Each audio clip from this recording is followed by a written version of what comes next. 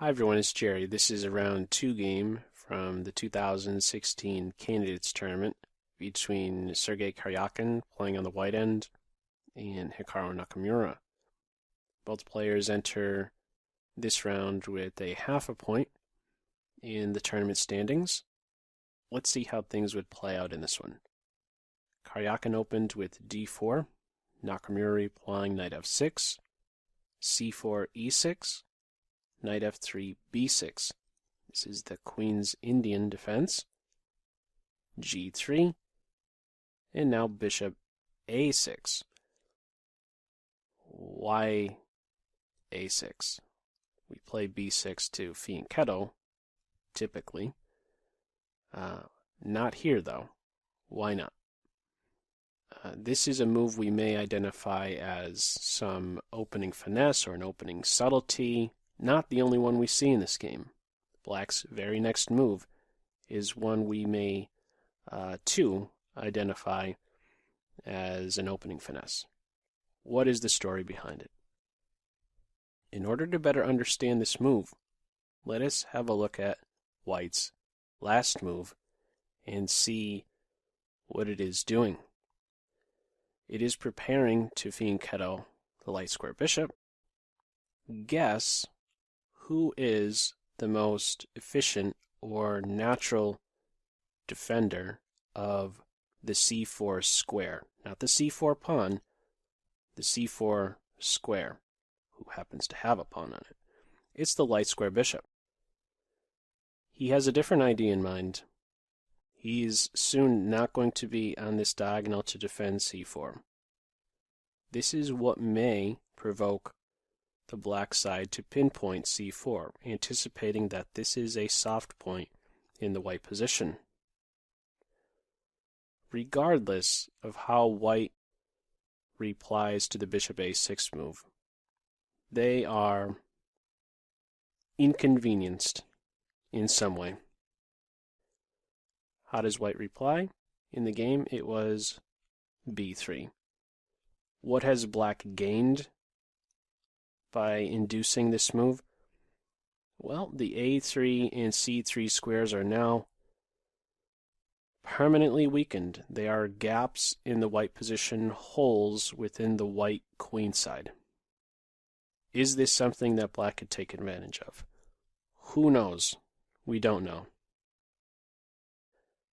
I can't help but be reminded of a movie right now. This is going to sound a little bit weird that this opening right here, the Queen's Indian defense, this bishop a6 idea, is reminding me of a movie right now. The movie Any Given Sunday, where Al Pacino is in the locker room giving a speech to his team who is down. One of the lines in that speech is, "The inches we need are everywhere." And if you substitute that word inches with weaknesses, is really what we have going on in this chess position. In this opening, this idea with bishop to a6, or more generally, in a chess game, in these top-level games, we have players here fighting for every inch, every little detail, every little weakness in a position. They are trying to gain as much as possible, squeeze as much as they can from a chess position. Will it add up, all of these little details? Maybe if you accumulate enough, yes, they will, creating the weaknesses on a3 and c3. Who knows, one day maybe the bishop makes use of a3. Maybe a minor piece of black's one day arrives on c3. They're fighting for every inch at these top-level games. They're really looking at these smaller, finer points in the game and trying to get as much out of any given position. b3 was not the only option. Just to point out one other detail, if the knight plays here to defend, white is also inconvenienced in some way. This gives black some insight about the dark square bishop. There's no fear of him coming out along this diagonal anytime soon, and taking it one step further, if the pawn is planted on d5, this knight is now really well restricted. I could share more, but I gotta stop somewhere. b3 was played in the game. Bishop b4, another opening finesse. This disrupts the queenside minor pieces in some way. The black bishop now returns. He's a little bit misplaced. Now that b3 has been played, bishop really doesn't want to be on d2. He would much rather play on this main diagonal. Okay, and also the knight can't make use of d2 anymore. This now, actually the combination of both a6, bishop a6, and this bishop b4 idea, they kind of are tied together in a way. Bishop a6 provoked b3, bishop to b4 provoked bishop d2, and he's not around to watch over the a3 square, so maybe this is starting to be a possibility at some point, especially if the c-file at some point opens up. This would be a really nice square for the bishop to get to. He would control an important pivot square for a white major piece. See how things are being tied together here, these little details, both bishop moves, these opening finesses, how they might work together in a chess game. Anyhow, follow up bishop g2, d5. Yeah, another additional point with bishop a6 is that the combined effort of both bishop and pawn on the c4 square is helping to do what? Resolve this tension in the center immediately. Whereas if there wasn't some immediate pressure on c4, maybe white can simply sit and keep the tension. This tension is immediately resolved. C takes d, e takes d. Some more natural stuff coming in. Castles, castles. Knight c3. Knight b to d7. Some more development with queen c2. Half open file for black. Rook f to d1. A little reposition for the knight. He's looking at the e6 square. Strong square for a knight. A very flexible piece from e6. Does many things. Pressure on d4. Facilitates a c5 strike. Maybe he drifts someday over towards the king side. Knight e5. Improve the knight position. The bishop can now c. Now the bishop is returning. There's a gap on c6, and this is being covered. He did his job on a6. He provoked some weaknesses. He's now returning to the main diagonal, lending support to d5, watching c6. And now white is underdeveloping, returning to the b2 square. Knight e6, bishop b2, bishop d6, and now we just have white solidifying their center with e3. Black is covering the b5 square, so there is not going to be knight b5. Secures the bishop's post. Knight e2, and now we have c5. Up until this point, it's pretty much a dead equal position. This knight e2 move may look a little bit awkward. What is the idea behind it? It's anticipating a structural change. It is anticipating this c5 pawn break. And white wants to be in a position to make use of the d4 square. White also wants to see the e5 square with the bishop. The knight is getting out of the bishop's way so that the bishop is there to indirectly defend the knight. So that on a move like c5, which is played next, you can capture and your knight is defended. So this is what is played. We did have knight to e2 in the game, and black immediately strikes in the center with c5. Seems perfectly reasonable. However, in the computer's eyes, there is some shift with this pawn break. It's not the top move. It's pretty even at this stage again, but with c5, a little something is given away. Computer is not such a fan of c5. Why not? Well, this is what happens in the game. We had d takes c, knight takes c, and white has really good pieces. Black now has an isolated pawn, and the square d4 is a great jumping point for the white minor pieces, the bishop, the knight, the rook. Any of them can make use of that square at some stage. White has good control. This is another way to look at it. White has good control over the very square you would want to have control over when fighting against an isolated pawn. Isolated d5 pawn here, you want to have control over the d4 square. You want to make sure that that pawn can't advance at any moment. White has good control in an isolated pawn structure, is what I'm getting at. The other option is after c5 takes, if black is taking like this, well, there's going to be some pressure. This is a hanging pawn structure. This may be difficult for black to defend against as well. However you slice it, there's going to be some target for white.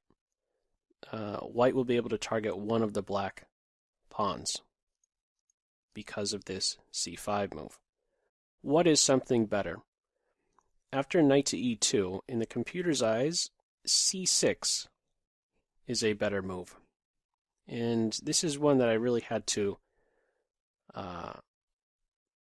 consider some, because I don't know, I didn't understand why you would do this. It seems like you have to eventually go for some active strike. You can't just be sitting here for forever. This seems like the only active pawn break, but there is some value in not being so quick to pull the trigger on this c5 break. You could make this c6 move, and your ensuing moves, you're kind of buying yourself time to get some more development in. Instead of immediately going with the c5 move at this moment here, the position is now opening up at a moment where it is actually white who is ever so slightly ahead in development. There is already this direct connection between the rooks. Having a little bit more of a reserved approach, a little more modest approach with c6, knowing full well that the knight should not capture the pawn. It is poison because of queen c7, and there are issues due to the unprotected nature of the white queen. Rook a c1, rook a c8, there's an issue for this white knight. Can't take the pawn is the short story. After rook a to c1, black would play rook a to c8, and next maybe get a move like queen e7 in, a developing move. Maybe even then find time to make a flight square for the black king. Maybe only at that point can black next look for a c5 break. Only after there was just a tiny bit more of a build-up within the black position. Again, little details, but they add up. Okay, in the game, what did we have? It was an immediate pawn break, an immediate strike at the white center with c5. D takes, knight takes, and yeah, this is of course the, well not of course, but this is the better way to take when you consider the two minor pieces that could take on c5. It's better to take with the knight. He is improved by 1 rank. He's getting out of the rook's view. He's also looking to next improve further, get into the e4 square. Oh, knight d3. This is one of the ideas when combating an isolated pawn. The side, white in this case, battling against the isolated pawn. Good general principle is to welcome some exchanges. The more exchanges in the position, the better it is for white when combating the isolated pawn. The isolated pawn tends to become more of a weakness as more pieces are traded. So, knight d3 welcomes a knight exchange. Well, also, the knight was threatened. So, knight d3, black does not comply with minor piece exchanges, instead goes in for knight e4. If you capture the knight, well, you're giving up an extremely valuable minor piece who really should take good care over these light squares on the king side. So we're really never going to have bishop takes knight. Rook a c1, rook a c8, queen b1, queen e7. It's just a slight pull for white. Anything significant? No. I mean, we're talking something that's not even quite at the half pawn advantage for white. It's reading right now about 0.47, just to give you a feel. Bishop d4, just getting some small improvements in here. b5, getting out of the bishop's way. b4, starting to eye up the c5 square. This might be a jumping point for a minor piece. That's one way to look at it. It's also stopping black from maybe advancing some on the queen side, grabbing some space. And remember that earlier mentioned c3 square? At some point maybe black could take advantage of the a3 and c3 square due to that b3 move. Well, maybe connected with a black pawn on b4, a knight c3 move at some stage may come to mind. b4 stops b4 by black and eyes up the c5 square. Knight d7, a3, just reinforcing b4. This knight is kind of following in this knight's footsteps. This knight was not long ago on the e6 square. He went to c5 and then e4. Bishop a1, opening up the d4 square. Maybe it's the knight who wants to jump there at some stage. Knight d4 into f5. This would be a strong square. Maybe pick up the dark square bishop. Knight e6, queen a2, bishop c7, and knight d4, bishop b6, h4. This is an important moment in the game. Very important moment in the game. This last move, h4, move 29. First off, why h4 of all moves? Why are we going with h4? Can we not do better here? It's difficult to. There will come a time in a game, and I believe this is one of them, where you really can't improve the quality and improve the position of your pieces any further. And so you look to maybe make a break on one side of the board or another, make some pawn advance to crack at your opponent's structure. H4 is not the only move. There's maybe, well, not the only move to consider, but there's maybe also the move H4 to put some pressure on B5. This is an idea, something else to consider. When you look at the pieces, the knights, the queen, the bishop, we already have a rook on an open file. Moving this light square bishop, it's not much of an improvement. If you're moving him, it's tough to improve the pieces. It's a position that really calls for some pawn advance or some pawn break.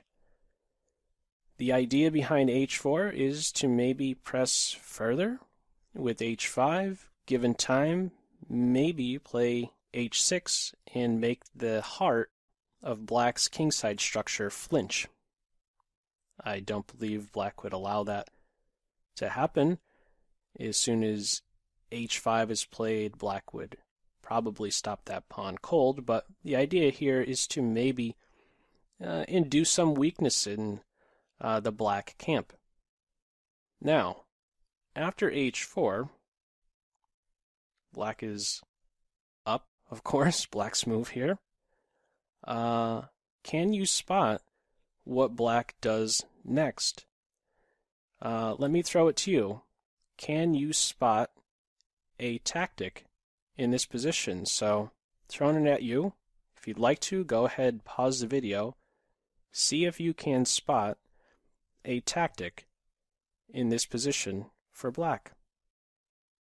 Okay, the move played in the game was knight takes g3. Did you find that? Did you calculate this well? Let's see. What is played next? F takes g3. Knight takes knight. Bishop takes knight. Bishop takes bishop. Pawn takes bishop.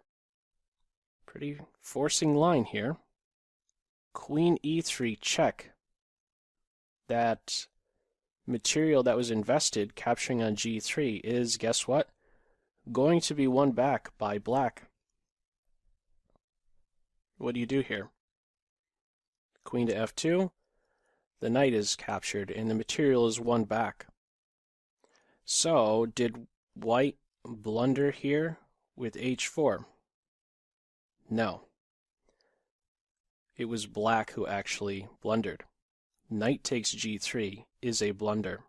There was a serious miscalculation by Black going for this move. Knight takes g3 is a blunder. It is certainly, when you see a move like h4, capturing on these squares, trying to take advantage of the weakness of the last move, h4, what does that do? What is one of the things that it does? It weakens g3.